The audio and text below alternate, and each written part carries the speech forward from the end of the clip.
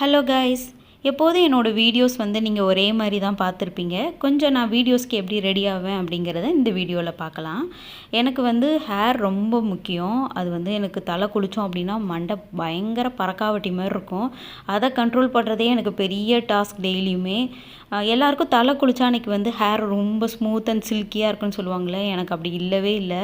புஃப்னு அப்போ தான் பறக்கும். அதை கண்ட்ரோல் பண்ணுறதுக்கே எனக்கு ஒரு 1/2 hour தேவைப்படும். அதுக்காக நான் இந்த லிவான் சீரம் யூஸ் பண்ணிகிட்ருக்கேன். இது ப்ரொமோஷன்லாம் இல்லை. லிவான், லோரியல் நிறைய பிராண்ட் யூஸ் பண்ணியிருக்கேன். லோரியல் காலி, அதுக்கடுத்து லிவான் தான் வாங்கினேன். நல்லாயிருக்கு. அப்புறம் ஸ்ட்ரெயிட்டன் லைட்டாக பண்ணிப்பேன். அப்போ தான் கொஞ்சம் அந்த பஃப்னு இருக்கிறது கொஞ்சம் கண்ட்ரோலாக தெரியும். இந்த ட்ரெஸ்க்கு பேண்ட் வேணான்னு நினச்சேன். பட் பேண்ட் போட்டால் தான் வீடியோவுக்கு கொஞ்சம் டீசெண்டாக இருக்குங்கிறனால இந்த பிளாக் கலர் பேண்ட் 1க்கு 2 வச்சுருக்கேன். ஆனால் தேடும்போது நம்ம கண்ணில் படவே படாது.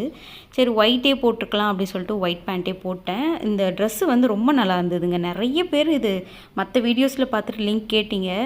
இது ஜார்ஜட் மெட்டீரியலில் 2 பீஸ் மாதிரி வரும். ஓவர் கோட் மாதிரி போடுற மாதிரி இருக்கும். நெக்ஸ்ட் எனக்கு வீடியோவில் ரொம்ப முக்கியம் ஸ்லிப்பர் ஆர் ஷூ போட்டுப்பேன். ஏன்னா டைல்ஸ்க்கும் என் காலுக்கும் பயங்கர கான்ட்ராஸ்ட்டாக இருக்கும்.